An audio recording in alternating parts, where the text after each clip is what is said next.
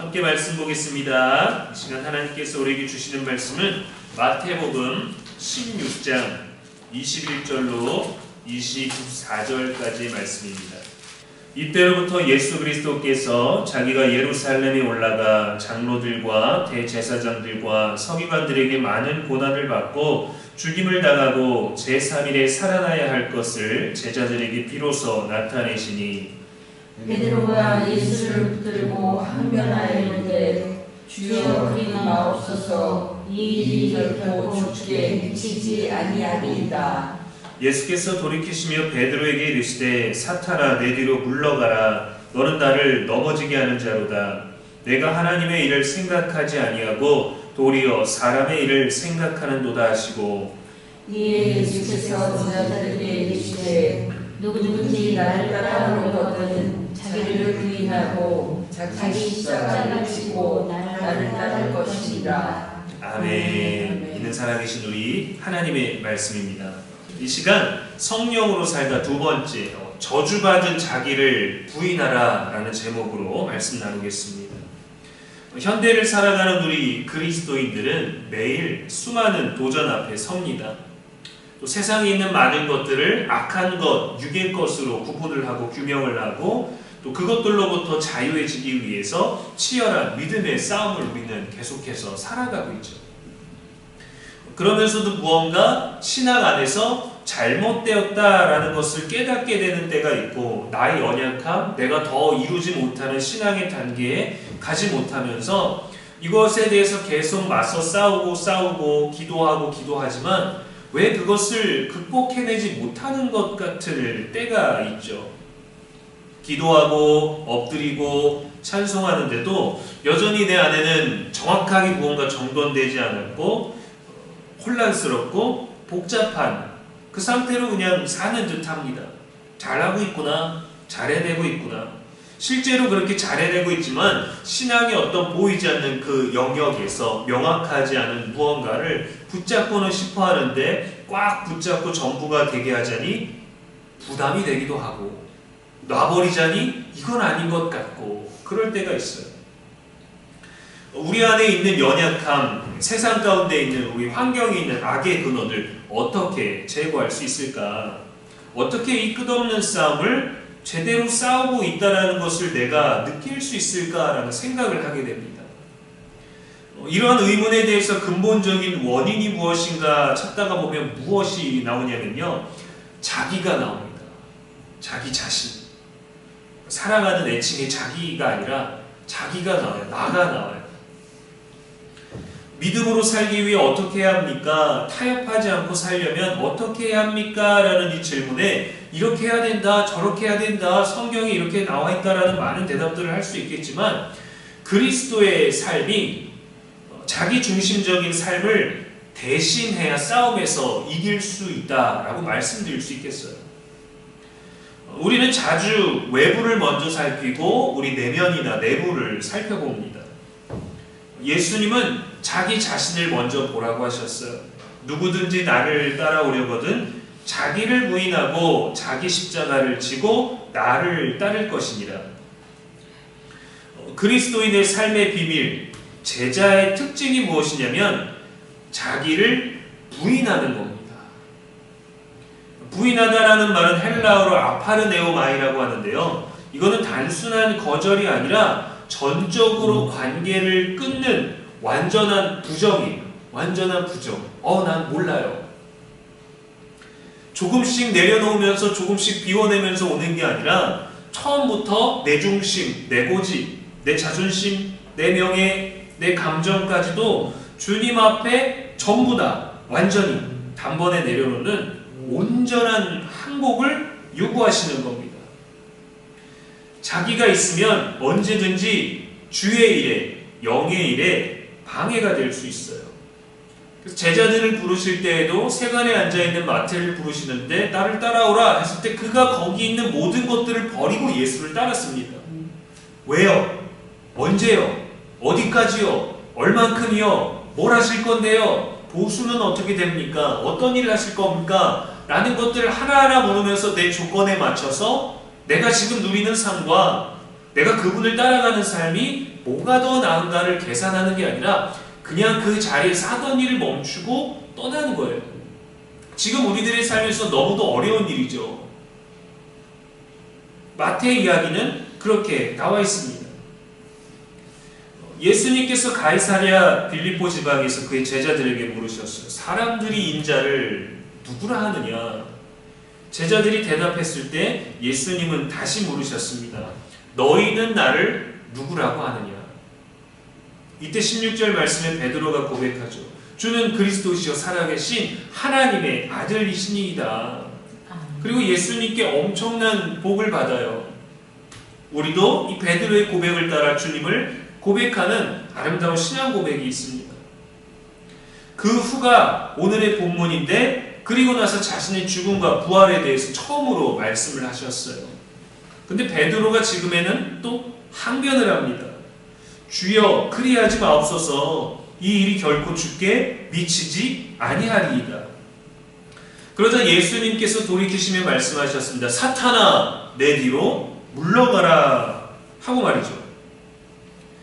베드로가 16절에 고백을 했을 때는 하나님의 성령이 그로 하여금 대답하게 하신 것을 알고 바요나 시몬아 내가 복이 있도다. 천국 열쇠를 너에게 주겠다. 반석 위에 내 교회를 세우겠다. 그렇게 엄청난 축복의 말씀을 주셨는데 십자가와 죽음에 대해 말씀하셨을 때 베드로는 이해하지 못하고 자기의 생각을 얘기했어요. 자기의 생각에 확신을 갖고 과감하게 말했습니다. 주님 절대 십자가에 못 박혀 죽으실 수 없습니다. 하나님의 뜻과 반대되는 자기의 이야기를 했죠. 그래서 하늘의 복을 받고 얼마 안 되어서 사탄이라는 꾸중을 받은 거예요.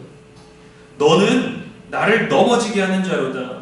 네가 하나님의 일을 생각하지 아니하고 도리어 사람의 일을 생각하는도다. 영의 일이 아니라 육의 일이라 하셨죠. 자기의 일, 자기의 생각, 베드로의 것을 말한 거예요. 예수님 말씀은 이런 겁니다. 내가 십자가에 못 박혀 죽게 될 거야. 죽어야만 해. 근데 나만이 아니라 너희도 그래야 한다. 죽어야 할 자는 나 혼자가 아니라 너희 모두가 그래야 한다라는 말씀을 하신 거예요. 우리는 주님을 따르지 못하게 하는 외부의 무언가가 아니라 내면의 무언가를 찾아야 됩니다. 바로 자기 자신이에요. 자기가 뜻하는 것이 무엇인지를 깨달을 때 우리 신앙의 실패의 뿌리를 알고 우리는 그리스도께로 더 가까이 나아갈 수 있습니다. 이 자기는 소중한 거예요. 하나님이 우리들에게 지식 있는 피조물들에게 만들어 주셨고 부여하신 능력입니다. 의지가 있잖아요. 자유, 의지. 타인과 구별되는 나라는 존재. 같은 것과 다른 것을 분별할 줄 아는 판단력이 있는 존재. 하나님은 천사와 인간에게 자기를 주셨어요. 자아를 주셨어요. 그래서 하나님이 주신 이 자기라는 특별한 각각의 존재를 가지고 하나님께 빈 그릇처럼 가져가면 하나님이 거기다 생명을 채우시는 겁니다. 하나님은 그렇게 우리를 지으셨어요. 그렇게 하나님과 함께하고 그렇게 하나님과 관계 맺고 그렇게 하나님 없이는 살 수 없는 존재처럼 그 안에 생명을 넣도록 그 빈 그릇이란 자기를 스스로 가져오게끔 하셨습니다. 그것을 가지고 매일 자기 자신을 하나님께 내어드리고 우리 자유의지를 통해서 스스로 결정할 수 있는 능력까지 주셨죠. 그런데 안타깝게도 자기 안에 자기가 주체가 되어서 하나님이 부어주신 능력을 부어주신 하나님이 아닌 자기 자신을 기뻐하기 시작했습니다. 나도 이렇게 대단한데 내가 굳이 하나님을 의지하면서 연약한 존재일 필요 있나? 나도 충분히 할 수 있지 않을까? 일단 하나님의 것을 일부를 받았으니 나도 그와 같이 될 수 있지 않을까? 그렇게 천사가 타락하게 되었죠. 인간이 타락하게 되었죠. 이사야 14장 12절에 너 아침의 아들 계명성이여 어찌 그리 하늘에서 떨어졌으며 어찌 그리 땅에 찍혔는고 내가 내 마음에 이르기를 내가 하늘에 올라 하나님의 무별 위에 내 자리를 높이리라. 가장 높은 구름에 올라가 지극히 높은 이와 같아지리라 하는도다.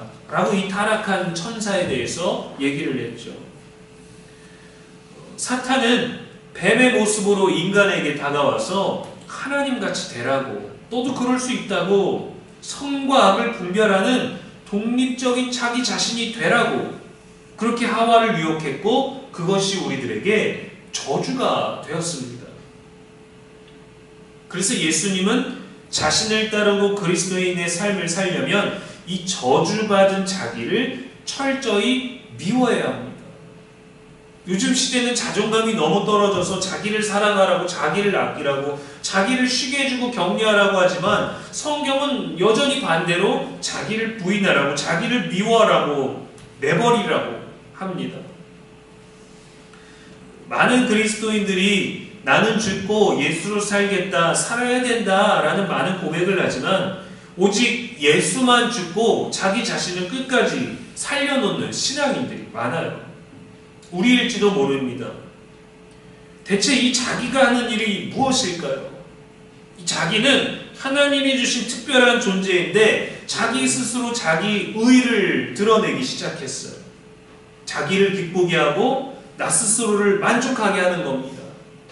때로는 그것이 우리들이 정말 좋은 자존감, 건강한 것이 될 수도 있겠지만 사람들 사이에서 드러나게 되는 것이라면, 사람들에게 악한 영향력을 주는 것이라면 그냥 오로지 교만과 고집에 의한 자기 의지, 하나님 기뻐하시고 사람들을 기쁘게 하는 것이 아닌 거예요. 자신의 의지로 자신이 만족하고 자신이 기뻐하는, 예전 사역지에서 한 장로님이 계셨어요. 이분에게는 자기 의가 강하셨습니다. 대단하고 훌륭하신 분이긴 했죠. 근데 교회 안에서는 건강하지 못했어요. 자기 스스로를 목회자보다 더 뛰어난 어떤 목회자의 스승처럼 스스로를 여기고, 그래서 자기가 담임 목사의 대리자가 돼야 되는 존재처럼 여기고, 교회의 최고 지도자라고 스스로를 여기고, 목회자의 설교를 늘 지적하고 반박하셨어요. 열심히 메모를 하셔서 설교를 열심히 들으시나 보다 했더니 논리적으로 반박을 하는 거죠. 한 번은 제가 예수님의 십자가의 고난을 설교하다가 여러분 침뱉음이 얼마나 기분 나쁜 일입니까? 라고 이렇게 설교를 했었어요. 근데 누구나 다 알잖아요. 예수님이 침뱉음 당하신 거에 대해서 다 알잖아요. 기분 나쁜 거 알잖아요. 그 수치 당하신 거 알잖아요. 그렇게 설교를 했는데 어느 날 이 장로님이 아프리카 선교사님의 글에다가 밑줄을 쫙 쳐갖고 갖고 오신 거예요. 봐라, 전사님이 잘 몰라갖고 설교를 제대로 안 한 것 같은데 아프리카 민족 중에는 침 뱉는 게 반가운 인사처럼 하는 데도 있다. 잘 알고 설교하세요 라고 이렇게 얘기를 해주셨어요. 그리고 아주 뿌듯하게 웃으면서 초콜릿 하나 주시고 뛰돌아 가셨습니다. 본인의 의였어요. 내가 목회자보다 낫다. 내 목회자 설교 위에 있다. 목회자가 저렇게 설교했지만 나는 그것보다 더 정확한 반박할 수 있는 자료까지 첨부했다. 나는 옳다. 이런 뿌듯함들. 그래도 지적만이 아니라 단 것도 주시는 센스가 있었죠. 초콜릿 아주 맛있었습니다. 제주도 감귤 초콜릿이었어요. 저야 그때 아직 풋내기였기 때문에 그래도 이렇게 가르침을 주셔서 뭐 설교 중에 끄는 것도 아니고 설교 끝나고 그 나중에 한참 자료를 찾으셔서 또 밑줄 쳐갖고 갖고 오셨으니까 그렇게 또 신경 써주셔서 감사하다라고 생각했지만 알고 보니까 다른 부목사님들, 담임 목사님한테까지 그런 이제 어떤 논설처럼 이렇게 반박해갖고 보고서처럼 드렸더라고요. 그게 그분의 의였습니다. 자기 믿음을 드러내는 방법, 자기가 만족할 수 있는 방법, 내가 그래서 교회 최고 지도자가 돼야 된다. 내가 이 교회 대리인이 돼야 된다. 담임 목사가 부재 중일 때 내가 그 자리를 책임져야 된다. 그런 것들을 주장하신 거죠. 우리에게도 우리만이 옳다라고 여기는 자기만의 의가 있습니다. 생활 패턴에서 만들어진 것일 수도 있고요. 내가 만들어서 다듬어진 습관이나 그런 것일 수도 있겠죠. 우리 모두에게는 각자 자기 자신이 있어요.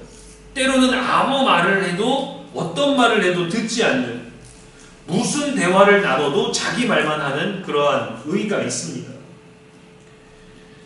그래서 우리는 사람과 사람 관계에서 보면은 함께 하지만 때로는 이 서열이라는 게 있죠. 어느 영역에서 누가 더 탁월하고 어느 영역에서 누가 더 잘 알고 누가 더 어른이고 누가 더 상사고 이런 것들이 뒤집히게 됐을 때 우리는 불편해하고 어려워하죠. 그것이 때로는 의가 되기 때문입니다. 질서가 되기 때문이죠. 우리는 누군가를 닮고 싶어 하기도 합니다. 반대로 절대 닮고 싶지 않아 하기도 하죠. 누구는 닮고 싶지 않다. 내가 누구와 닮고 싶다.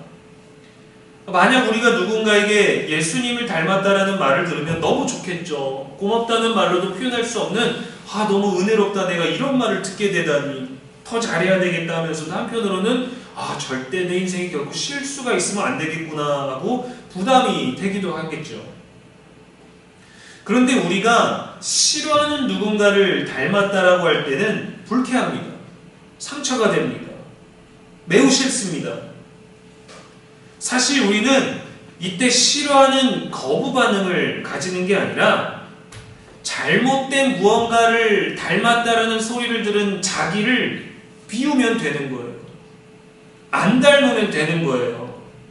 의지적으로 주님을 닮을 수도 있지만 우리는 어떤 유전적으로 성격상으로 함께 하다 보니까 누군가를 습관적으로 닮아가는 건데 그것을 듣고 싫다고 불편해하는 게 아니라 그 잘못된 누군가, 닮고 싶지 않은 누군가를 닮은 내 자신을 비워내면 되는 거예요. 그래서 주님은 자기를 부인하라고 하는 겁니다.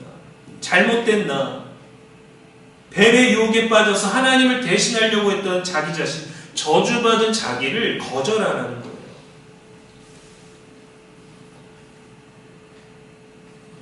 그런데 싫어하면서도 비우지 못합니다. 왜냐하면 그것은 곧 자기 자신, 타인과 구별되는 나라는 존재이기 때문에 그 나라는 존재가 이미 자기 의가 되어버렸어요. 내 방법, 내 패턴, 내 생활, 누군가 건들면 안 되는 나만의 영역들, 존중받아야 되는 것이지만 그것이 때로는 고집이 될 때가 있지 않겠습니까? 예수님이 베드로에게 네가 나를 3번 부인하리라 하셨어요. 베드로는 이 말이 싫었습니다. 불쾌했어요. 내가 주와 함께 죽을지언정 주를 부인하지 않겠나이다 라고 했습니다. 결국 베드로는 3번 그대로 예수님을 부인했죠. 하나님의 아들 예수와 저주받은 자기 사이에서 예수님이 아닌 자신을 택한 거예요. 우리는 자기 자신을 기쁘게 하고 만족스럽게 하는 무언가를 행할 때마다 예수님을 부인하는 겁니다. 주님만을 기쁘게 하고 자기를 부인하든지 자기를 기쁘게 하고 주님을 부인하든지 우리는 양자 택일해야 돼요. 나 자신을 만족스럽게 한 후에는 자기의 다음에 자기 과신이 따라옵니다. 베드로로 하여금 예수님을 부인하게 했던 것은 무엇일까요? 자신이 부인할 것이라는 예수님의 경고를 무시하고 자기 자신을 신뢰했어요. 제가 주님과 3년을 동행했습니다. 주님 저를 못 믿으십니까? 저를 어떻게 보신 거예요? 주님과 함께 감옥도 가고 내가 죽을지언정 주님은 결코 부인하지 않겠습니다. 라고 자신감 넘쳤지만 단지 자기 과시였을 뿐이에요. 주님의 말씀이 아닌 자기를 신뢰했기 때문에 베드로는 그때 실패한 겁니다. 그리스도인의 삶에서 실패하는 원인은 주님을 신뢰하고 주님의 방법을 사용하는 대신에 저주받은 자기 자신을 신뢰하고 자기의 의를 선택하기 때문이에요. 주님 뜻이 어디 있는지 난 모르지만 선하신 뜻대로 주님 뜻대로 되겠지 라는 말 신앙인들이 자주 합니다. 근데 여기에는 자기의 뜻이 있어요. 자기의 뜻대로 되기를 원하는데 하나님의 뜻으로 포장을 하는 거예요. 내 뜻대로 되는 게 하나님 뜻이어야 하고 하나님 뜻은 곧 내 뜻이어야 된다라는 말을 잘 포장한 것 뿐입니다. 그렇게 되기를 바라는데 그렇게 되지 않고는 내 뜻이 아니니까 난 주님의 뜻 나는 받아들일 수 없습니다 라는 고집과 같은 거죠. 그래서 내가 생각하는 것과 다른 걸 주시면 받아들이는 과정이 너무 힘드니까 마음이 상해버려요. 이게 정말 주님의 뜻입니까? 다양한 방법으로 우리들에게 간접적으로 주님의 뜻을 들려주셔도 우리는 그거를 거절하려고 합니다. 왜? 최종적으로는 내 뜻과 다르기 때문이죠. 전능하신 하나님이 주신 힘 대신에 자기를 신뢰하고 싶어 하니까 예수님께서는 우리들에게 자기를 부인해야 한다라고 말씀하신 거예요. 우리가 이 자기에게서 벗어나려면 어떻게 해야 할까요? 자기를 부인하고 자기 십자가를 지고 나를 따를 것이니라. 근데 우리는 내 십자가 말고 남의 십자가에 관심을 많이 가질 때가 있습니다. 그게 너의 십자가다라는 말을 많이 하지만 이게 내 십자가구나 라는 말은 잘 안 해요. 마음으로는 하죠. 그만큼 우리는 보호하고 싶고 지켜주고 싶고 저주라는 것과 연결하고 싶지 않은 소중한 자기가 있습니다. 이 저주받은 자기를 버리고 우리는 예수님을 나의 생명으로 받아들여야 돼요. 내가 지금 누리고 있는 이 생명이 아니라 내 생명은 없습니다 라는 고백을 통해서 주님의 생명이 내 생명으로 오는 삶이 되어야 하는 것이죠. 그래서 우리는 자기 중심적인 삶과 그리스도 중심적인 삶, 이 두 가지 중에서 반드시 하나를 선택해야 됩니다. 그리스도의 생명과 삶이 내 삶에 들어오기를 바라면서 기도하는데도 이루어지지 않는 것은 여전히 자기 중심적인 삶을 완전히 부인하지 못하기 때문이에요. 실제로 많이 어렵기도 하고요. 그리스도는 자기 죄가 없으셨어요. 저주받은 적이 없으셨어요.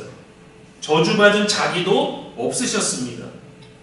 그러나 그분에게는 우리와 동일하게 자기 자신이 있으셨어요.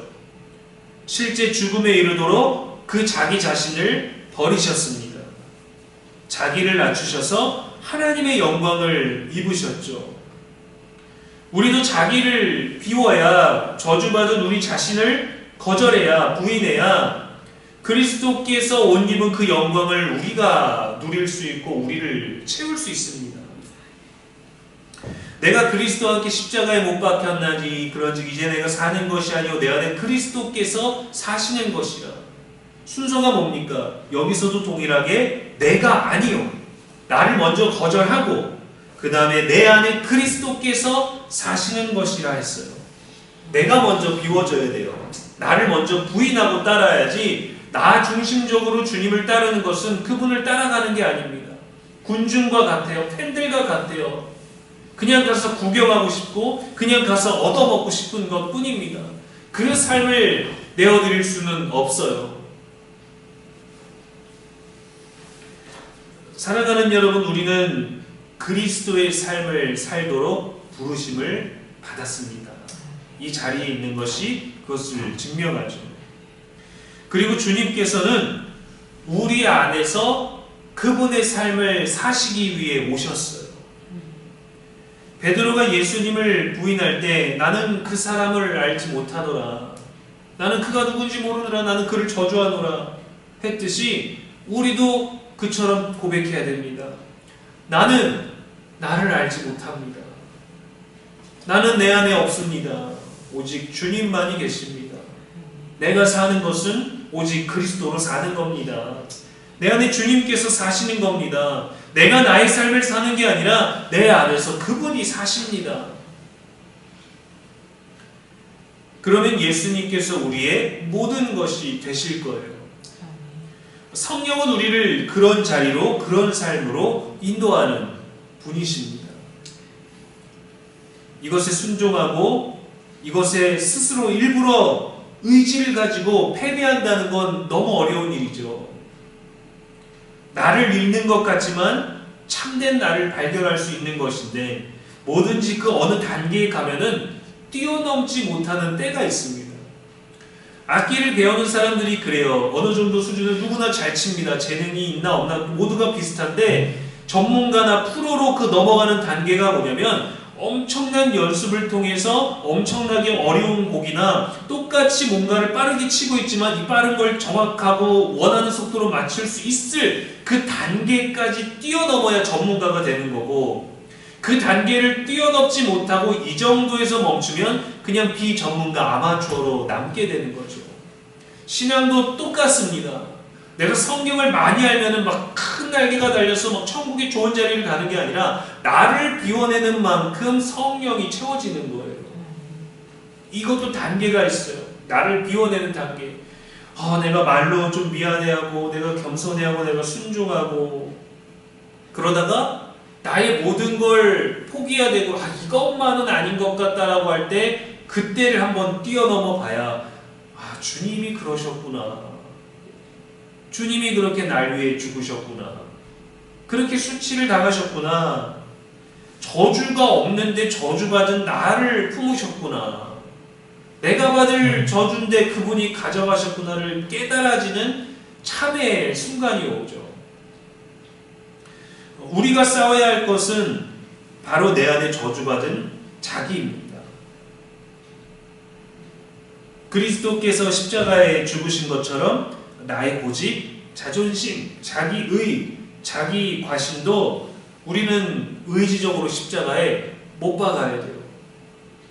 때로는 그래서 주님이 직접 오시는 게 아니라 우리 주변에 아주 소중한 사람, 아니면 생뚱맞은 사람을 통해서 우리를 깎으실 때가 있습니다. 우리를 다듬으실 때가 있어요. 우리를 치실 때가 있어요. 절대 나를 배신하지 않을 것 같은 누군가, 아니면 내가 가장 의지하고 신뢰했던 사람이 내 등에 칼을 꽂게 되는 일들을 경험하게 될 때, 그때 우리는 낙심하고 실망하는데 이 어떤 내 안에 존재 그 사람을 채웠던 거죠. 그러나 여기에 주님을 채우게 되는 그 아주 강력한 경험 한 번을 우리가 겪는다면 그것을 십자가에 못 박는 의미를 알게 될 거예요. 이거는 아닌 것 같은데, 이거는 내가 맞는 것 같은데, 그 조차까지 내려놓아야 될 때. 십자가에 못을 박는다는 건요, 걸어둔다, 보관한다, 기념한다, 상징한다는 의미가 아닙니다. 제거한다는 거예요. 없애버린다는 거예요. 나를 좀 눌러놓고 주님의 자리를 좀 더 많게가 아니라 주님이 내 집의 주인이 되시는 거예요. 내 마음, 내 감정, 내 선택이지만 주님이 원하시는 게 뭘까? 주님이 싫어하시는 건 뭘까? 내 마음의 방에도 그분 자리가 더 많은 거예요. 나는 이랬는데, 나는 이렇게 해왔는데가 아니라 주님은 어떻게 하실까를 먼저 앞세우는 거예요. 너무도 힘든 거죠. 나를 못 박아야 됩니다. 그리스도께서 내 안에 사시는 것이다. 주님이 내 안에서 사시는 겁니다. 그러려고 우리에게 오신 거예요. 우리 안에서 사시려고. 더 이상 자기로 사는 인생이 아니라 그리스도로 사는 저와 여러분의 인생 될 수 있기를 주님의 이름으로 축원합니다. 기도하겠습니다. 하나님 아버지, 오늘도 우리 안에 자기를 부인하지 못하고 살아온 우리의 존재를 불쌍히 여겨 주시옵소서. 왜 우리가 불쌍해야 되는지, 왜 우리가 연약해야 되는지조차 이해되지 않는 어려움들이 있을 때에도 그러한 나를 이해하지 못하는 나조차도 부인할 수 있는 그런 믿음의 태도가 우리 안에 있기를 원합니다.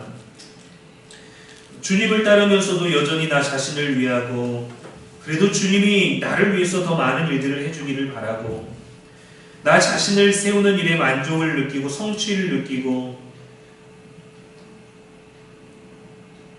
우리에게 은혜를 주셔서 이제는 주님의 생명을 살게 하옵소서.